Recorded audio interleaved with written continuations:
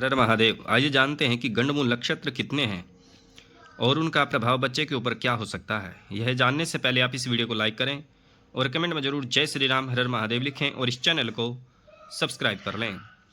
गंडमूल नक्षत्र, यह 6 गंडमूल नक्षत्र हैं। आइए उनका नाम जान लेते हैं। अश्विनी, आश्लेषा, मघा, ज्येष्ठा, मूल और रेवती। यह 6 नक्षत्र गंडमूल नक्षत्र है। अगर किसी बच्चे का इन नक्षत्रों में जन्म होता है तो वह नक्षत्र यानी कि एक नक्षत्र के 4 चरण हैं। अब मान लेते हैं कि अगर अश्विनी नक्षत्र में बच्चे का जन्म हुआ है और उसका पहला चरण चल रहा है तो जान लीजिएगा कि पहले चरण में क्या होता है, वह किसके लिए नेष्ट होगा। अश्विनी का पहला चरण पिता के लिए शुभ होता है और दूसरा धन ऐश्वर्यवान, तीसरा मंत्री पद प्राप्ति के लिए और चौथा राज्य सम्मान। आश्लेषा के विषय में जान लेते हैं। आश्लेषा का प्रथम चरण, अगर किसी बच्चे का आश्लेषा के प्रथम चरण में बच्चे का जन्म हुआ है तो शांति से शुभ फल। अगर दूसरे चरण में जन्म हुआ है तो धन ऐश्वर्य हानि, यानी कि उसको धन ऐश्वर्य की हानि हो सकती है। तीसरा चरण माता के लिए शुभ होता है और आश्लेषा के चौथा चरण जो होता है वह पिता के लिए शुभ है।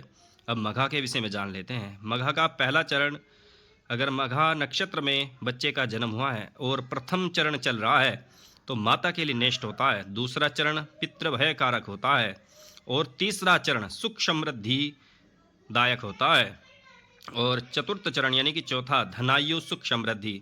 अब आगे ज्येष्ठ नक्षत्र जो है ज्येष्ठा, उसके विषय में जान लेते हैं। ज्येष्ठा नक्षत्र के प्रथम चरण में अगर बच्चे का जन्म हुआ है तो वह ज्येष्ठ भ्राता के लिए नेष्ट होता है, यानी कि बड़े भाई के लिए नेष्ट होता है।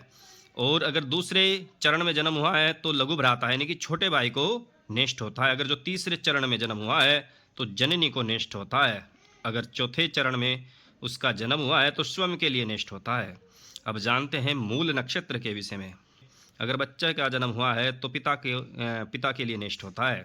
दूसरे चरण में जननी के लिए नेष्ट होता है और तीसरे चरण में धनायु अभिवृद्धि है और चौथे चरण में शांति से शुभदायक होता है। और अब लास्ट का छठा नक्षत्र गंडमूल नक्षत्र, उसके विषय में जानते हैं। रेवती का प्रथम चरण राज्य कार्य रत और दूसरा चरण मंत्रित्व प्राप्ति के लिए, तीसरा धन धान्य वृद्धि के लिए और चौथा कष्ट साध्य जीवन होता है। चौथे चरण में बच्चे का जन्म होता है तो वह चौथा चरण कष्ट साध्य जीवन व्यतीत करता है वह बच्चा।